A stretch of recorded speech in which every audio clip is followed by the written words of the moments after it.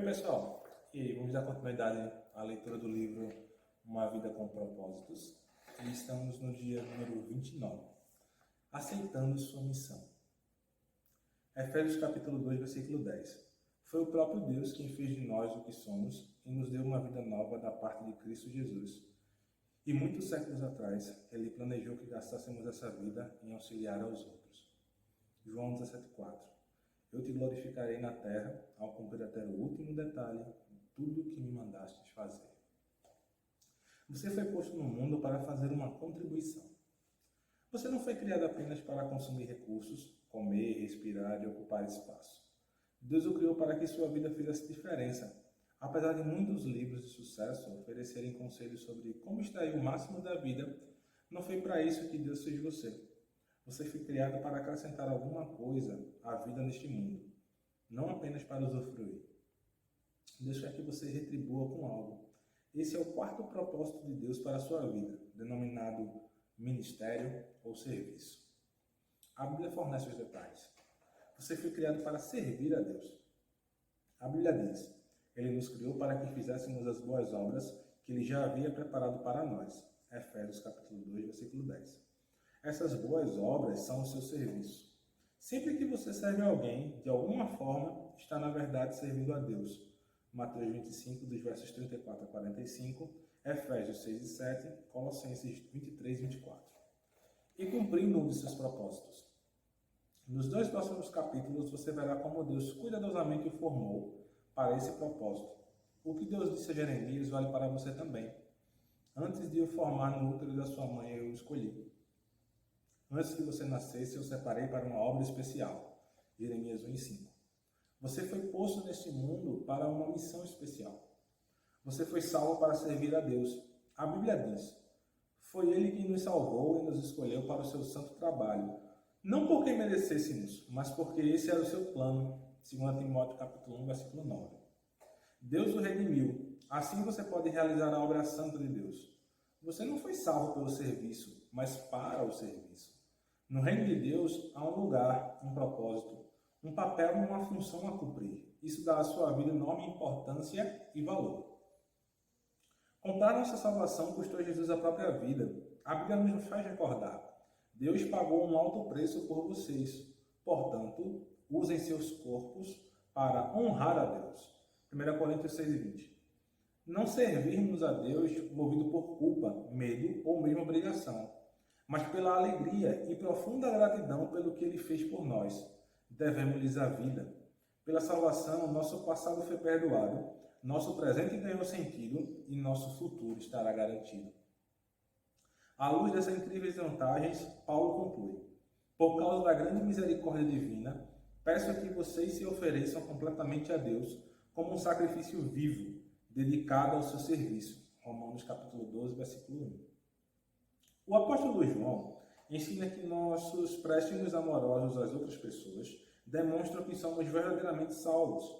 Nosso amor uns pelos outros dá testemunho de que já passamos da morte para a vida. 1 João 3 e 14. Se não sinto amor pelos outros, nem desejo de ajudar as pessoas, e me preocupo somente com minhas necessidades, devo questionar se Cristo está realmente em minha vida. O coração salvo deseja servir. Outro termo relativo a servir a Deus e mal compreendido pela maioria das pessoas é ministério. Quando a maioria das pessoas escuta a palavra ministério, pensa logo em pastores, padres e outros clérigos, mas Deus disse que cada membro de sua família é um ministro. Na Bíblia, as palavras servo e ministro são sinônimas, assim como serviço e ministério. Se você é cristão, então é um ministro, e quando está servindo, está ministrando. Quando a sogra de Pedro foi curada por Jesus, ele imediatamente se levantou e começou a servi-lo. Mateus 8,15. Usando o novo dom da saúde, é exatamente isso que devemos fazer. Somos curados para ajudar uns aos outros. Somos abençoados para ser uma bênção. Somos salvos para servir, mas não para ficar sentados esperando pelo céu. Você nunca se perguntou por que Deus não nos leva para o céu imediatamente após aceitarmos sua graça? Por que nos deixa em um mundo decadente? Ele nos deixa aqui para que cumpramos os propósitos dele. Depois que você é salvo, o Senhor tenta usá-lo para cumprir objetivos que ele traçou. Deus tem para você um ministério na igreja e uma missão no mundo. Você é chamado para servir a Deus. Enquanto cresce, você deve pensar que ser chamado por Deus é algo que somente missionários, pastores, freiras e outros trabalhadores ou obreiros de tempo integral experimentam. Mas a Bíblia diz que todo cristão é chamado para servir. Efésios capítulo 4, versículos 4 a 14 e Romanos capítulo 1, versículo 6 e 7 e capítulo 8, 28 ao 30. 1 Coríntios capítulo 1, versículos de 2, 9 e 26. 7, 17, Filipenses 3, 14, 1 Pedro capítulo 2, versículo 9 e 2 Pedro capítulo 1, versículo 3. O chamado para a salvação inclui o chamado para servir. Ambos são o mesmo chamado, independentemente de seu emprego ou carreira. Você é chamado para ser cristão, servindo em tempo integral. Um cristão não servo é uma contradição.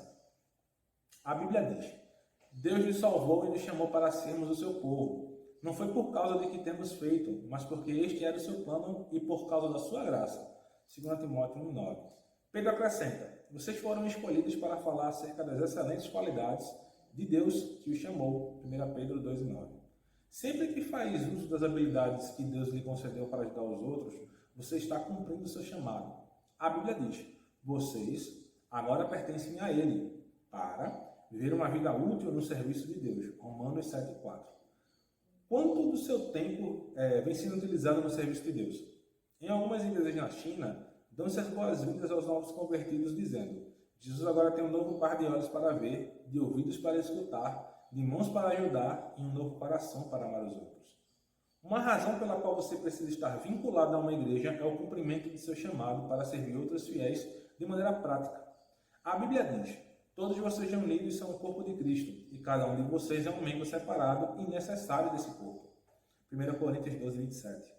Seu serviço é desesperadamente necessário no corpo de Cristo.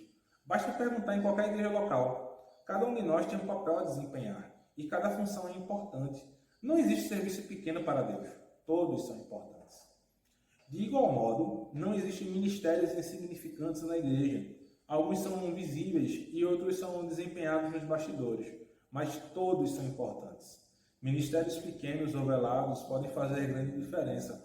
Em minha casa, a luminária mais importante não é o enorme lustre da sala de jantar, mas a pequena luz noturna que me impede de tropeçar quando me levanto à noite. Não há uma correlação exata entre tamanho e importância. Todo ministério é importante, pois todos dependemos uns dos outros para atuar. O que acontece quando uma parte do seu corpo deixa de funcionar? Você adoece. O restante do corpo sofre. Imagine se o fígado decidisse começar a viver por conta própria. Estou cansado. Não quero mais servir este corpo. Quero um ano de folga, só me alimentando. Tenho de pensar no que é melhor para mim. Deixe que outra parte do corpo assuma minha tarefa. O que aconteceria? O corpo morreria. Milhares de igrejas locais hoje estão morrendo por causa de cristãos que não têm vontade de servir. Eles se portam como meros espectadores e o corpo sofre. A ordem é servir a Deus. Jesus foi categórico. A atitude de vocês deve ser igual à minha, porque eu, o Messias, não vim para ser servido, mas para servir e dar a minha vida por muitos. Mateus 20, 28. Para os cristãos, servir não é opção, tampouco algo a ser encaixado em nossa agenda quando há tempo disponível. Servir é a essência da vida cristã. Jesus veio para servir e para dar esses dois verbos. Também devem orientar nossa vida. Serviço e doação resumem um quarto propósito de Deus para a nossa vida. Maria Teresa disse certa vez: viver em santidade consiste em realizar a obra de Deus com um sorriso. Jesus ensinou que a maturidade espiritual jamais será um fim em si mesma. Maturidade é para o ministério. Crescemos para nos doar. Seguir aprendendo mais e mais não é o suficiente. Precisamos agir de acordo com o que sabemos e pôr em prática o que afirmamos acreditar. Impressão sem expressão causa depressão. Estudar sem trabalhar leva à estagnação espiritual. A antiga comparação entre o Mar da Galileia e o Mar Morto ainda é verdadeira. O Mar da Galileia é cheio de vida, porque recebe água e também deságua água. No Mar Morto, nada sobrevive, pois ao contrário do primeiro, não deságua. A última coisa que muitos cristãos precisam hoje em dia é participar de outro estudo bíblico. Eles já sabem muito mais do que têm posto em prática. O que necessitam é de experiências em servir, nas quais possam exercitar seus músculos espirituais. Servir é contrário à nossa inclinação natural. Na maior parte do tempo, estamos mais interessados em ser servidos que em servir. Dizemos, estou procurando uma igreja que atenda às minhas necessidades e me abençoe, em vez de, estou procurando um lugar onde eu possa servir e ser uma bênção. Esperamos sempre que os outros nos sirvam, não o contrário. Mas à medida que amadurecemos em Cristo, o foco de nossa vida é mudado progressivamente para o serviço ao próximo. Um seguidor maduro de Jesus deixa de perguntar quem irá prover minhas necessidades e começa a perguntar de quem irei suprir as necessidades. Você alguma vez já fez essa pergunta? Preparando-se para a eternidade. Terminada a sua vida aqui, você comparecerá diante de Deus e Ele avaliará como você serviu aos outros com sua vida. A Bíblia diz, cada um de nós prestará contas pessoalmente a Deus. Romanos 14, 12. Pense nas explicações disso. Um dia Deus vai comparar o tempo e a energia que gastamos com nós mesmos em relação ao que utilizamos para servir os outros. Nesse momento, todas as desculpas para o egoísmo soarão vazias. Eu estava muito ocupado, ou eu tinha objetivos próprios, ou eu estava preocupado em trabalhar, me divertir, preparar minha aposentadoria. A todas as desculpas, Deus responderá, sinto muito, resposta errada. Eu criei, salvei, chamei e comissionei para que você fosse viver servindo. Qual parte você não entendeu? A Bíblia alerta aos que não creem, Ele derramará sua ira e seu castigo sobre os que vivem para si mesmos. Romanos 2:8. Para o cristão, isso significará a perda das recompensas eternas. Só estamos plenamente vivos quando estamos ajudando outros. Jesus disse, se você insistir em salvar sua própria vida, você a perderá. Somente aqueles que põem de lado a sua vida por minha causa e por causa da boa nova é que saberão realmente o que significa viver. Marcos 8:35, vê também Mateus 10:39, Mateus 16:25, Lucas 9:24 e Lucas 17:33. Essa verdade é tão importante que é repetida 5 vezes nos evangelhos. Se você não está servindo, está apenas existindo, porque a vida foi feita para o ministério. Deus quer que você aprenda a amar e servir as pessoas de forma altruísta. Serviço e importância. Você dará a vida por algo? O que será? Uma carreira, um esporte, um passatempo, fama, riquezas? Nenhuma dessas coisas terá relevância eterna. Servir é o caminho para quem quiser ser importante. E por meio do ministério que descobrimos o sentido da vida. A Bíblia diz, cada um de nós encontrará significado e função como parte desse corpo. Romanos 12:5. Quando servimos juntos na família de Deus, a vida assume uma importância eterna. Paulo diz, quero que vocês pensem como tudo isso torna vocês mais importantes, não menos, por causa daquilo que vocês são parte. 1 Coríntios 12, 14 e 19. Deus quer usá-lo para que faça diferença no mundo dele. Ele quer atuar por seu intermédio. O que importa não é a duração de sua vida, mas a contribuição que você ofereceu. Não quanto viveu, mas como viveu. Se você não está envolvido em algum serviço ao ministério, que desculpa tem dado? Abraão era velho, Jacó era inseguro, Lia não tinha atrativos, José foi maltratado, Moisés gaguejava, Gideão era pobre. Sansão era codependente, Raabe era imoral, Davi teve um amante e todo tipo de problemas familiares.